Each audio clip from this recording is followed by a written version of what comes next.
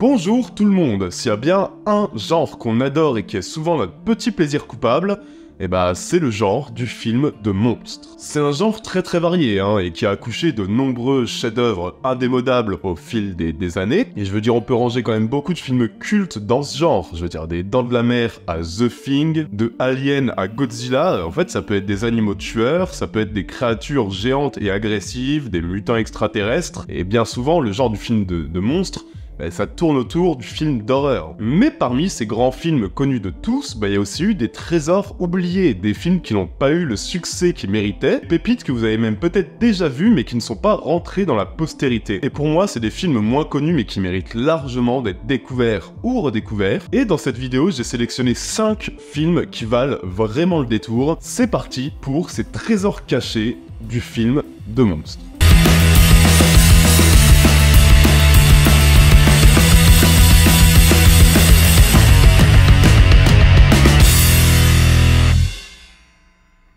J'interromps juste cette vidéo 10 secondes pour vous rappeler que je viens de sortir ce livre, dispo en librairie le 17 octobre, et du coup déjà dispo en précommande dans le lien en description. Je vous embête pas plus longtemps avec ça, mais en fait fallait que je vous en parle parce que je suis trop fier, c'est la plus grande fierté de ma vie et je suis comme un gamin. Mais bref, allez, retour à la vidéo.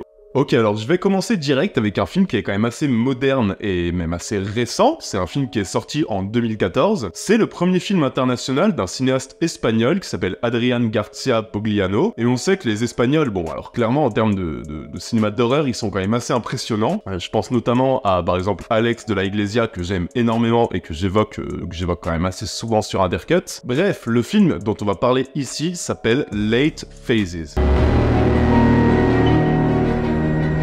Et clairement, c'est un peu tristoun que ce film n'ait pas fait beaucoup de bruit, parce qu'en plus, il met quand même en scène un des grands monstres emblématiques du cinéma et de la littérature, vous allez comprendre. On va suivre notre héros qui est un vétéran de la guerre du Vietnam, qui est donc devenu aveugle à la guerre, et qui va s'installer dans un lotissement paisible pour retraiter à la lisière de la forêt avec son berger allemand qui est chien d'aveugle. Le problème, c'est que rapidement, dans ce lotissement, il y a des attaques mortelles qui semblent perpétrées par une bête féroce, et personne ne comprend trop ce qui se passe, sauf notre héros qui rapidement, au fur et à mesure de différents indices, va suspecter qu'en fait, il y a un loup-garou qui traîne dans le lotissement. Et du coup, il va mettre en place une riposte pour déterminer qui est le loup-garou et organiser une espèce de riposte contre la bestiole. Bon, alors des films de loup-garou qui sont quand même bons et intéressants, il y en a quand même pas des millions, Je vous ai parlé récemment de Ginger Snaps, j'aurais pu parler de Wolf, du Loup-garou de Londres, de Hurlement, voire même du dernier Wolfman de Joe Johnston, mais clairement, Late Phases fait partie de ces films-là et il aurait mérité de faire largement plus de bruit.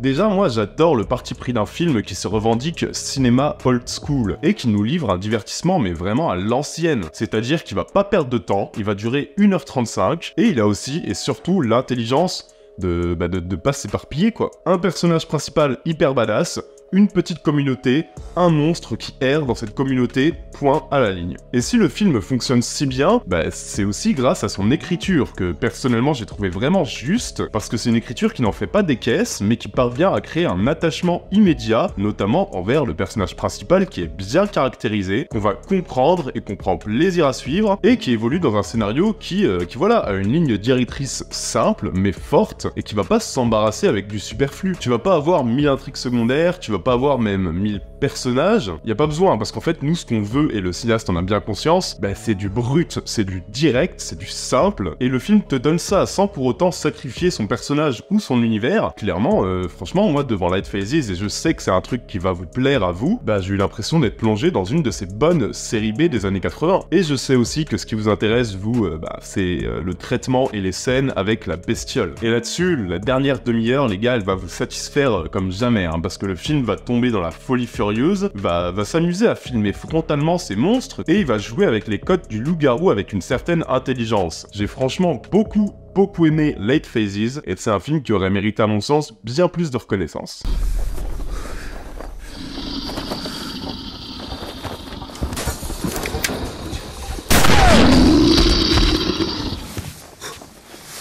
Le deuxième film, Eh ben alors, mais les gars, c'est clairement pépite, hein. Bon, alors c'est par contre peut-être le film le plus connu de cette sélection, mais c'est monumental en fait. Franchement, je l'aime énormément, je l'avais un peu découvert par hasard, et j'ai été bluffé par l'ambition et même par la qualité cinématographique du film, hein, tout simplement. Ce film s'appelle Razorback. Je pense que vous allez vous en rendre compte très très vite, rien qu'aux quelques images que je vais vous poser là, c'est clairement l'un des plus beaux films de monstres que j'ai pu voir. Visuellement, c'est absolument dingo, mais d'abord, de quoi ça parle? Et ben alors, Razorback va s'ouvrir sur le désert australien et sur une attaque, et il s'ouvre, comme bien souvent avec les films de monstres, sur une attaque qui nous présente la dangerosité de la bestiole, une attaque hyper violente d'une créature qui tue un gamin devant son grand-père. 2 ans plus tard, une journaliste américaine est envoyée dans la région pour enquêter sur un massacre de kangourous et disparaît elle aussi. Puis son mari se rend sur place pour la retrouver et commence à comprendre ce qui s'est passé quand il se retrouve confronté à la légende du Razorback, c'est-à-dire un gigantesque cochon sauvage monstrueux, carnivore, hyper agressif et qui semble bien être à l'origine de toutes ces disparitions. Bon, là vous allez me dire, ouais, faut intercut un cochon sauvage, vraiment? Eh ben ouais les amis, mais alors préparez-vous, hein, parce qu'on est quand même sur un film qui est plus proche d'un massacre à la tronçonneuse, voire même d'un Waking Fright, que d'une bien bête série B toute nulle, hein.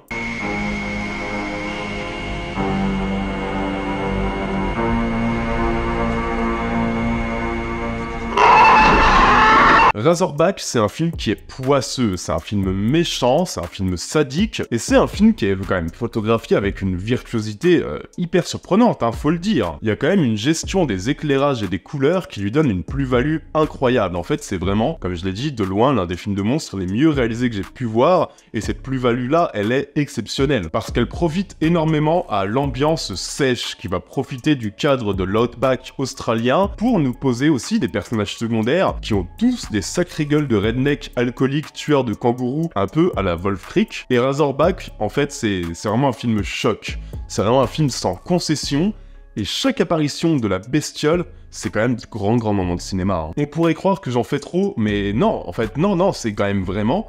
Ça a longtemps été, et c'est encore aujourd'hui, l'un de mes films de monstres préférés, notamment par quelques séquences complètement hallucinées, mais vraiment... cauchemar fiévreux quoi, qui semble tout droit sorti de la filmographie d'un John Carpenter ou d'un Tobe Hooper par exemple. Franchement, c'est quand même un sacré tour de force qui trouve son paroxysme dans l'affrontement final, mais qui en fait, tout le long de son récit, prend au sérieux ce qu'il raconte et se révèle être d'un sadisme absolu. Grand film en fait, Razorback, grand film. Si vous ne l'avez pas vu, foncez vous précipiter sur ce film, vous serez pas déçus, c'est un régal.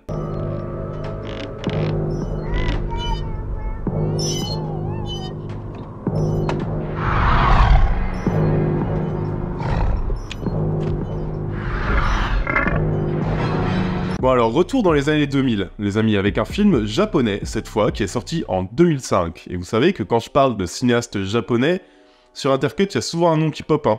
Il y a souvent un nom qui sort du lot, c'est Takashi Miike. Et ici, il va réaliser un film pour enfants. Et je suis d'accord avec vous, c'est assez surprenant pour un tel cinéaste, mais vous allez voir, le résultat est loin d'être inintéressant, et même assez surprenant, c'est un film qui s'appelle La guerre des yokai.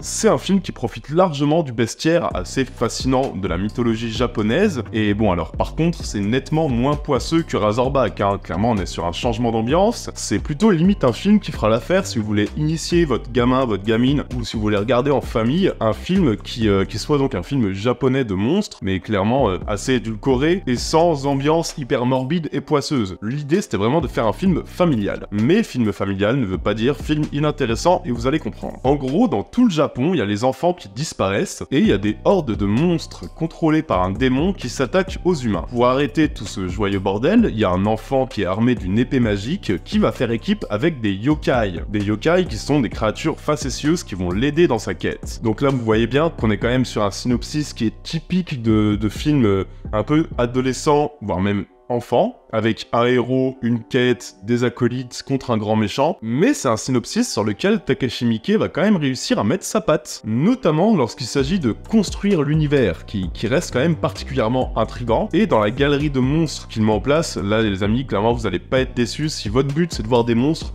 vous allez en bouffer, hein, parce que le film est vraiment pensé comme une balade dans le bestiaire et dans le folklore japonais.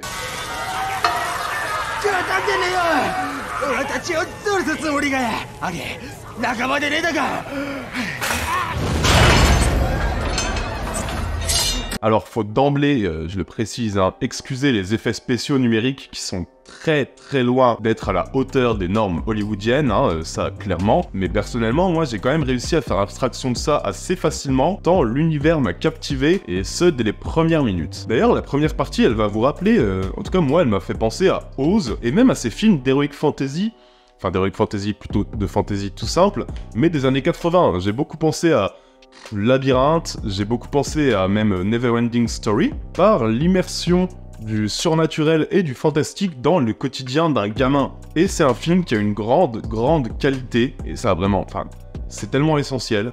C'est un film qui ne se cache pas derrière l'étiquette film pour enfants pour prétexter le fait de vous prendre pour un con. C'est-à-dire qu'il ne va pas sous-estimer l'intelligence des gamins à qui il s'adresse et il l'assume. Alors oui, c'est un film familial avec ce que ça sous-entend de péripéties, de bons sentiments, etc.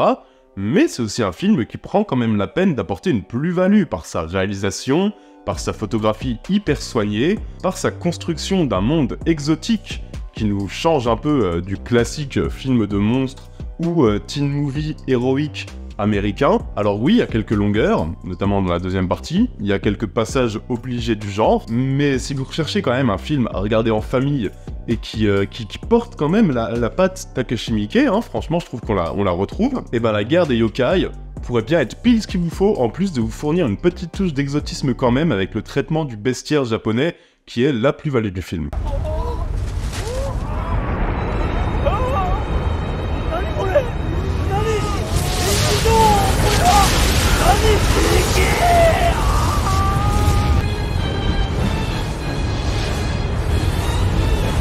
Quatrième film, et bon, c'est quand même difficile de faire une vidéo sur les films de monstres sans parler de Universal Monsters ou de la Hammer, qui est quand même vraiment spécialisé dans le genre. Alors, du coup, j'ai pensé à un film que j'ai vu, que j'avais adoré, et du coup que j'ai revu pour cette chronique, qui est sorti en 1966, produit par la Hammer, et il s'avère qu'en fait c'est un film qui n'est pas si connu que ça, et qui s'appelle La Femme Reptile.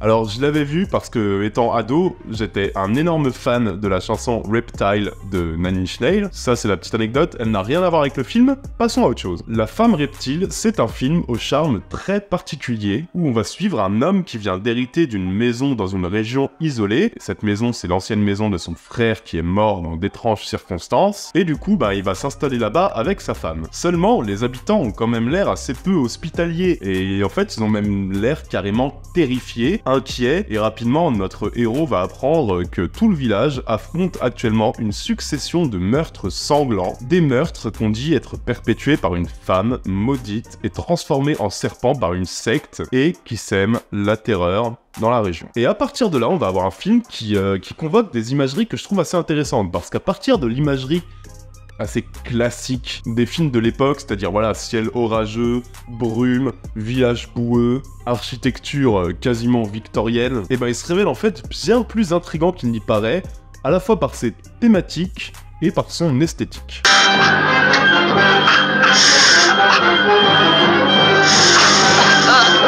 Parce qu'en fait, La Femme Reptile va vite sortir de ces clichés-là pour devenir un film qui va mêler différentes ambiances. C'est-à-dire que dans ce film, on va retrouver le mystère et les légendes de l'Orient. L'Orient qui est ici traité comme étant un pays quasiment mystique, hyper lointain, inaccessible, vierge, avec ses propres légendes, son propre folklore. Un pays quasiment fantasmé.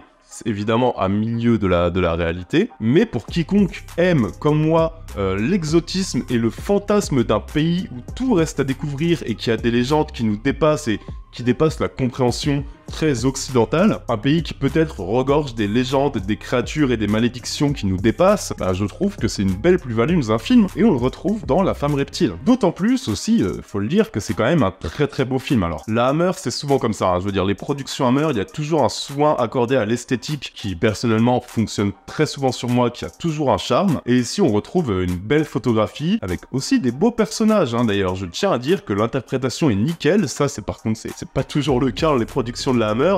Ici, le casting et l'interprétation, parfait. Et puis voilà, le film arrive à poser un rythme lancinant, planant, que je trouve hyper adapté au récit, et qui donne une ambiance pesante et quasi surréaliste qui fonctionne. Alors évidemment, La Femme Reptile, ce n'est pas un chef-d'œuvre, il manque peut-être encore un tout petit peu d'ambition pour vraiment arriver à autre chose, mais c'est idéal si vous voulez regarder un film de monstre à l'ancienne, sans prétention, un film qui est assez cher à mon cœur d'ado et que j'ai revu avec énormément de plaisir pour cette vidéo.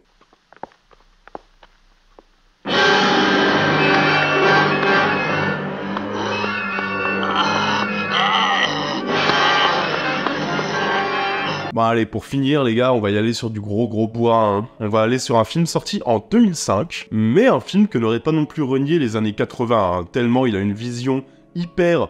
Enfin vraiment à la truelle du film de monstre. Le but c'est de vous plonger dans l'Amérique profonde avec des grosses bestioles qui défoncent tout le monde. Le programme y est simple et le film s'appelle Fist. Et alors autant vous dire que ouais, ça va pas faire dans la dentelle, hein. Ça se passe dans un bar perdu au fin fond du Texas. Le souci c'est qu'à côté d'eux, bah y a une base militaire, d'où va s'échapper des créatures mutantes et dégueulasses, et surtout particulièrement affamées, qui vont attaquer nos amis trumpistes. Et à partir de là, le film se révèle être un festival, mais bien bas du front, de gore, de violence, de bourrinage, avec des monstres franchement bien foutus, des effets spéciaux efficaces et des scènes bien sadiques. Alors il faut pas lui en demander plus, très honnêtement, mais aussi très honnêtement, est-ce qu'on en demandait plus? Ou est-ce que là, en fait, ce programme, c'est pas juste ce qu'on voulait? Any questions? Yeah. Who the hell are you?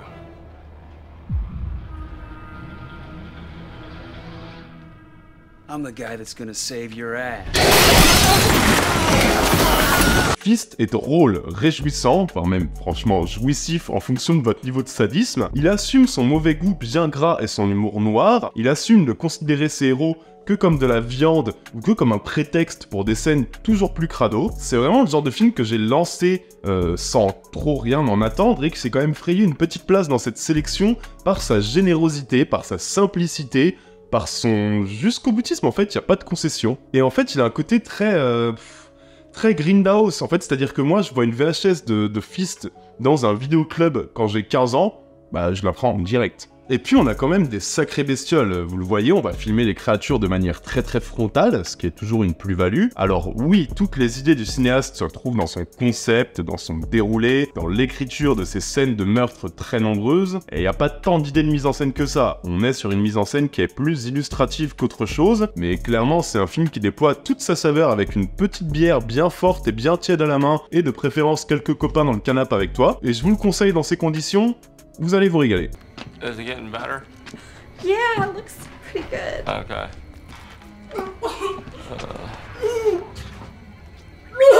Voilà les amis, j'espère que cette vidéo vous aura plu. Je rappelle la sortie du bouquin qui est vraiment mon plus beau projet et je sais qu'il va vous plaire, où je vous conseille un film référent, puis à partir de ce film référent qu'on connaît tous, Mad Max, Indiana Jones, Alien, etc. 3 films beaucoup moins connus, mais vous allez retrouver tout ce que vous avez aimé dans ce film référent. Tous les éditeurs, tous les graphistes, tous les gens qui ont bossé dessus sont hyper fiers de ça, et moi y compris, je suis ravi. On a aussi un petit Insta où je balance du contenu exclusif, où je vous tiens au courant de mes sorties, de mes réactions à chaud sur le ciné, etc. On sort 2 vidéos par semaine, alors abonnez-vous, mettez la cloche pour être sûr de ne rien rater, et on se retrouve dans quelques jours. D'ici là, les amis, prenez soin de vous, et n'oubliez pas que vous êtes les meilleurs. Ciao à tous, bisous.